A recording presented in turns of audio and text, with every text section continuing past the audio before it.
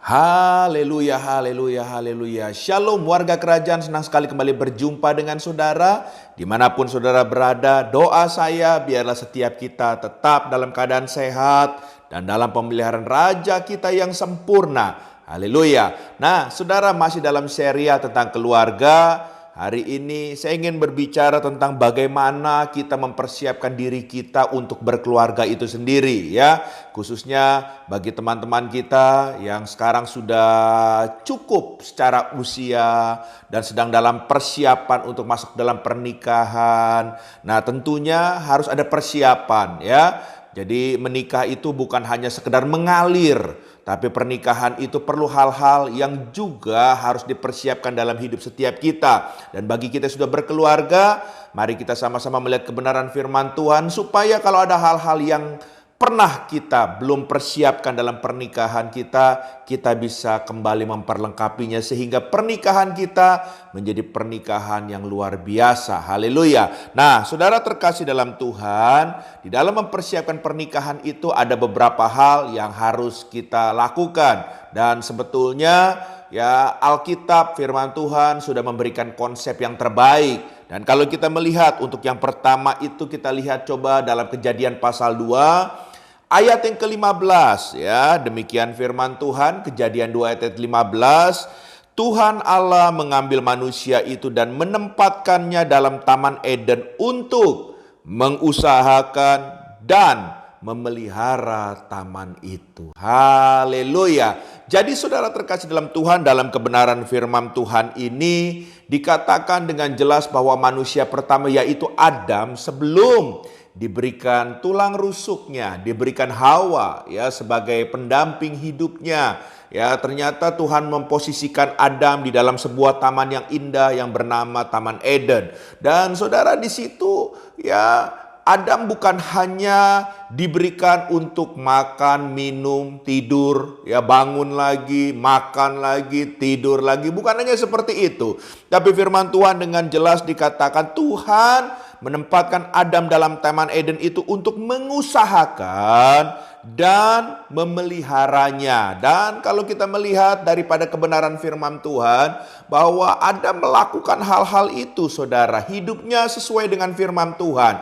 Apa yang menjadi kehendak Tuhan di Taman Eden itu sebelum ada Hawa, dia melakukannya. Nah, banyak kita seringkali mau menikah tapi kita belum melakukan firman Tuhan dalam kehidupan kita. Ya, khususnya bagi setiap kita anak-anak Tuhan yang sebetulnya waktu kita datang ke rumah Tuhan, kita sudah diajar, kita sudah dikasih nasihat sama kakak rohani atau bapak rohani, kita sudah diberikan ya sesuatu untuk kita maju bertumbuh dalam Tuhan. Kita nggak melakukan semuanya itu dan itu adalah salah besar. Ya, sebab itu adalah sebuah pondasi dalam memasuki rumah tangga. Oleh sebab itu, hal yang pertama, persiapan sebelum kita memasuki dalam rumah tangga, hiduplah terlebih dahulu sesuai firman Tuhan. Khususnya buat kita para pria, bagaimana mungkin nanti kita akan jadi imam yang membawa istri dan anak kita masuk dalam destiny Tuhan kalau kita juga tidak lebih dulu hidup dalam firman Tuhan. Oleh sebab itu, ayolah mari kita hidup dalam firman Tuhan. Bahkan dikatakan saudara terkasih dalam Tuhan, di sini Adam bukan hanya ya ada di Taman Eden, tapi dia harus mengusahakan dan memelihara. Khusus bagi para pria-pria, saya mau kasih tahu sebelum saudara menikah, usahakan saudara punya pekerjaan terlebih dahulu. Sebab saudara menikah itu bukan cuma modal cinta saja, saudara ya. Waktu saudara masuk pernikahan, tidak lama istri saudara hamil dan punya anak. Anak saudara lahir dan kalau dia lapar, dia nangis, oe, oe, oe. Saudara nggak bisa bilang begini, nanti ya nak puasa dulu, biar susunya tiba dulu dikirim Tuhan. Nggak bisa, saudara terkasih dalam Tuhan. Ya, jadi saudara harus punya pekerjaan dulu sebelum masuk dalam pernikahan. Oleh sebab itu, hiduplah sesuai firman Tuhan. Hal yang kedua yang saya ingin sampaikan persiapan kita dalam berkeluarga, dalam ayat yang ke-16 ya, dikatakan, lalu Tuhan Allah memberi perintah ini kepada manusia. Ya, Kejadian 2 ayat 16.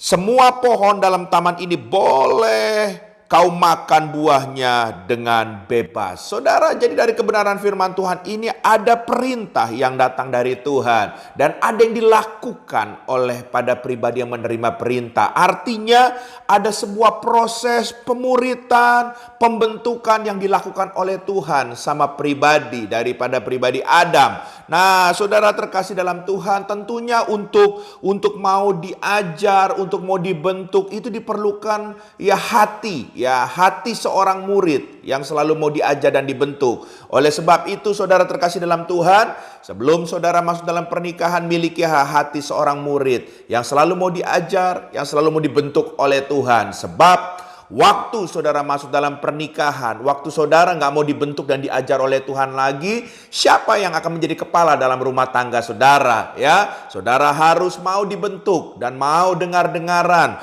mau diajar oleh Tuhan sendiri. Khususnya hidup melalui kebenaran firman Tuhan, sehingga waktu saudara mau dibentuk, diajar, saudara juga Bapak bisa membawa rumah tangga saudara ke dalam kegenapan rencana Tuhan tentunya. Haleluya. Hal yang ketiga, saudara terkasih dalam Tuhan, tentunya persiapan yang harus kita miliki dalam kehidupan kita. Kita harus memiliki nilai-nilai kerajaan surga dalam kehidupan kita. Apa itu? Karakter Kristus.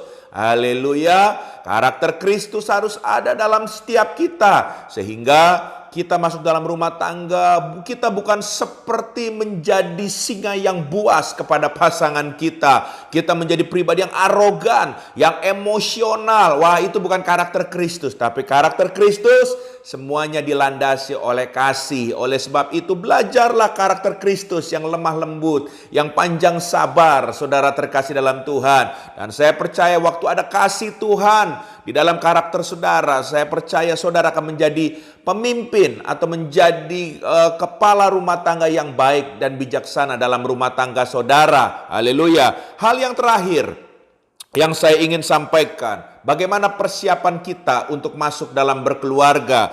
Yang keempat adalah kita harus berani hidup dalam kekudusan. Hubungan yang terbangun dalam kekudusan harus kita bangun dengan pasangan kita sampai masuk dalam pernikahan itu sendiri. Kekudusan itu bukan hanya sekedar bicara seksualitas, tapi kekudusan dalam tingkah laku kelakuan kita, termasuk perkataan kita. Buanglah kata-kata yang sia-sia, saudara. Kuduskan lidah bibir saudara, sehingga waktu masuk dalam pernikahan, saya percaya perkataan saudara, karena kekudusan Tuhan melingkupi mulut saudara, maka itu kata-kata pujian, kata-kata yang membangun, kata-kata yang saling menguatkan satu sama lain. Itu yang akan terjadi dalam rumah tangga saudara. Dan hiduplah dalam kekudusan, dan itu harus mulai dibiasakan di dalam saudara membangun hubungan tersebut sampai masuk dalam pernikahan tersebut dan dalam membangun keluarga. Sebab kalau kita belajar daripada kebenaran firman Tuhan dari dua ayat yang tadi kita baca di Kejadian 2 ayat 15 dan 16, manusia pertama ditaruh di Taman Eden. Eden bicara the presence of God,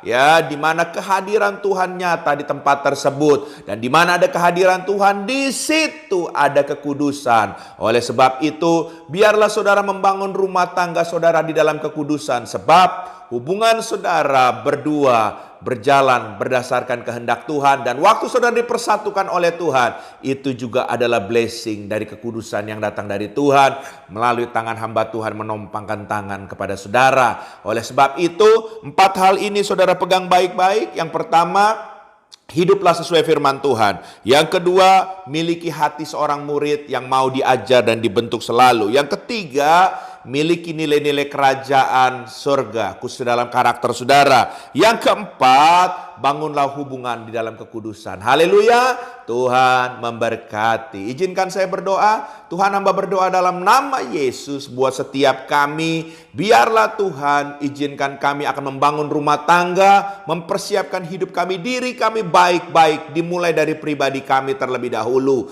Sebab kami percaya kalau kami menggenapi firman Tuhan, hidup dalam firman Tuhan, maka sesuatu yang akan kami bangun nanti rumah tangga kami akan sesuai dengan rencana Tuhan. Terima kasih, janji Tuhan akan tergenapi dalam rumah tangga kami nantinya. Terpujilah namamu, Engkau memberikan kami hikmat, memberikan kami kekuatan, dan biarlah kami akan dimampukan untuk berjalan dalam kehendak Tuhan. Dalam nama Yesus kami berdoa, haleluya, amin.